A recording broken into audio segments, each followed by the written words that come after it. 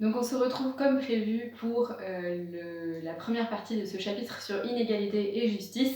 Vous avez besoin, comme d'habitude, de votre cahier et vous pouvez écrire le titre du grand 1, à savoir, on commence par grand 1, oui, les inégalités peuvent être justes si elles sont liées au mérite de chacun. Normalement, c'est le point qui est essentiel qu'il fallait comprendre la dernière fois, en fait. C'est que si on débat pour savoir si une inégalité est juste ou non, pour savoir si Bernard Arnault gagne trop ou pas assez, si Lionel Messi gagne trop ou pas assez, on fait de toute façon intervenir la notion de mérite quand on argumente. Qu'on soit pour ou contre, d'ailleurs, peu importe. En fait, la notion de justice, elle est liée à la notion de mérite. Et si on trouve qu'il y a du mérite, alors on justifie les inégalités. Si on trouve qu'il n'y a pas de mérite, alors on ne justifie pas les inégalités. C'est vraiment la base de ce qu'il faut comprendre et c'est pour ça qu'on commence par ça. On commence par un premier argument, donc grand A, qui est de dire que le mérite, le principal critère du mérite plus exactement, c'est le travail. Comment savoir si quelqu'un est méritant ou pas? Eh bien on regarde s'il travaille ou pas. C'est aussi simple que ça. On va commencer comme d'habitude par un exemple. Alors l'exemple il est tout simple. On va prendre les notes dans une classe. Vous serez d'accord, ce serait quand même vraiment pas juste si je vous notais tous de la même façon. Vous voyez, si les inégalités sont-elles injustes, je réponds ah ouais, les inégalités c'est toujours injuste, donc bah, je mets, je sais pas, 10 à tout le monde, ou 13 à tout le monde, en disant bah, vous êtes tous égaux, donc je vous mets tous la même note. Vous trouverez ça injuste. Le principe même de la notation en classe, en fait, c'est que votre note, elle doit être proportionnelle à votre travail. D'accord ?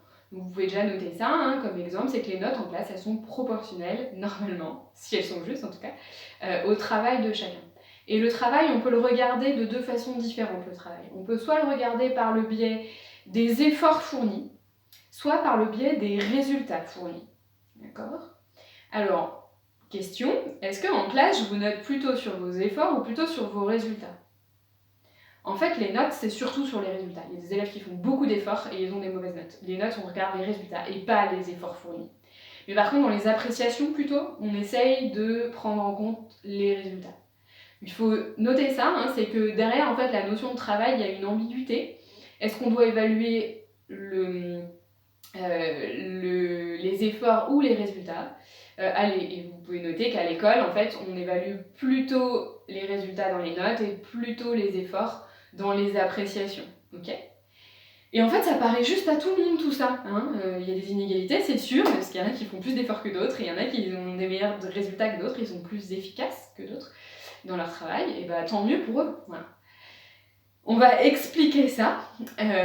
En fait, il faut bien voir que la base de toute cette théorie de proportionnalité, elle est liée à un auteur qu'on a déjà croisé, qui est Aristote. Donc Aristote, vous vous souvenez, 4e siècle avant Jésus-Christ, disciple de Platon, qui est lui-même le disciple de Socrate.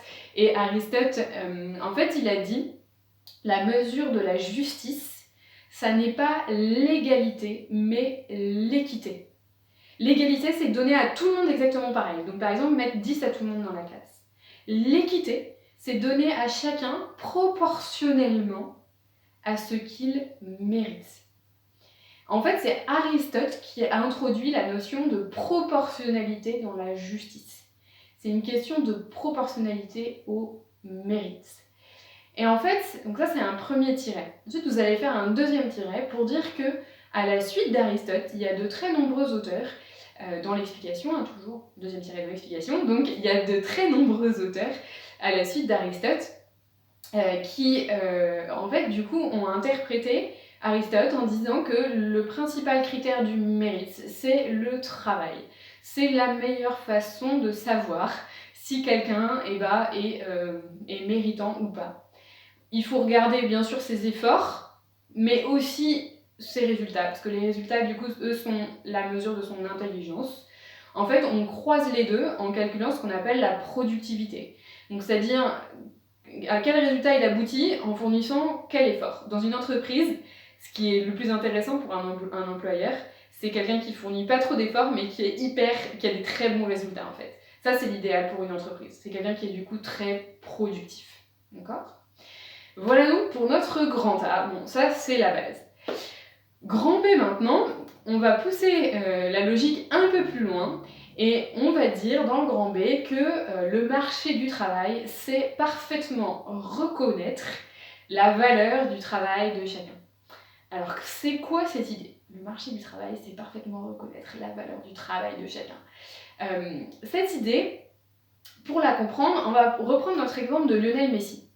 Ok, Lionel Messi, il gagne 45 millions d'euros à peu près, enfin entre 40 et 45 millions d'euros par an. Voilà. En tout cas, il a gagné ça en 2019. En fait, la logique, c'est de dire, bien sûr que c'est juste. En tout cas, c'est ce qu'on va dire dans le grand 1. Je dis pas que vous êtes obligés d'être d'accord, mais certains le seront. Bien sûr que c'est juste. La logique, c'est de dire, si son club de foot ne pouvait pas le payer autant, il ne le ferait pas. En fait, un club de foot, ça a un objectif de rentabilité. Donc, si le club de foot peut le payer autant, c'est qu'il en a les moyens. D'accord? Le club de foot ne se mettrait pas à le payer 1 milliard par an, parce qu'il ne pourrait pas, ça ne serait pas rentable. Mais s'il le paye 45 millions par an, c'est qu'il a les moyens de le payer autant. Et pourquoi le club de foot a les moyens de le payer autant? Parce qu'en fait, Lionel Messi rapporte beaucoup d'argent à ce club de foot. Ouais.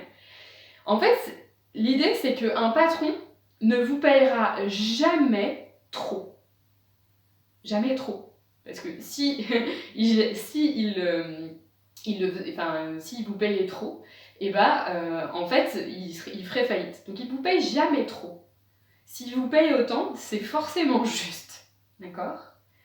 Ça, c'est un point important, en fait. C'est une logique de marché. On peut aussi se dire que un club de foot ne vous payera jamais pas assez. Pourquoi? Parce que sinon, vous risqueriez d'aller voir ailleurs. Et en fait, si le Barça est prêt à payer autant Lionel Messi, c'est parce que Lionel Messi, effectivement, est un joueur qui leur rapporte beaucoup. Il veut surtout pas que Lionel Messi aille voir ailleurs. Ok? Donc, qu'est-ce que vous avez dû noter normalement? Que, en fait, un club de foot ne paye jamais trop un joueur. S'il le paye autant, c'est qu'il peut se le permettre. Okay. Il le paye jamais pas assez, parce que, en fait, s'il le payait pas assez, le joueur de foot irait voir la concurrence, donc il irait dans un autre club de foot, et qu'il a besoin de ce joueur pour être rentable. D'accord? L'explication, vous allez la noter en dessous. Donc là, on va rentrer vraiment dans ce qu'on appelle de l'ultralibéralisme. Donc, on y reviendra. Vous avez des auteurs comme McCloskey, par exemple, qui vont justifier ça. Et en fait, ces auteurs-là, qu'est-ce qu'ils vont nous dire? Ils vont nous dire qu'un employeur ne paye jamais trop ou jamais pas assez son salarié. Jamais. Il paye toujours son salarié au prix juste. Parce qu'en fait, pour les raisons qu'on a déjà dit, donc on peut les renoter si vous voulez là, s'il le payait trop, l'employeur ferait faillite. S'il ne le payait pas assez, il n'arriverait pas à attirer les meilleurs dans son entreprise. Donc en fait, des auteurs comme ça ultralibéraux vont dire le salaire que vous recevez est toujours juste. L'employeur ne se trompe pas parce qu'en fait, il y a une logique de concurrence sur le marché du travail. C'est quoi le marché du travail?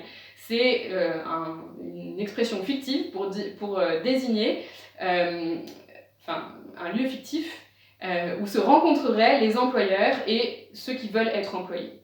Et en fait, comme il y a de la concurrence entre les employeurs et entre les employés, et en fait, forcément, les salaires vont tendre vers des salaires justes. Donc d'après cette théorie-là, toutes les inégalités en France sont justifiées, parce que les employeurs ne se trompent jamais, ils ne payent jamais trop, ni jamais pas assez un employé. J'espère que vous avez compris cette théorie. On se retrouve la semaine prochaine pour le grand 2 de ce chapitre.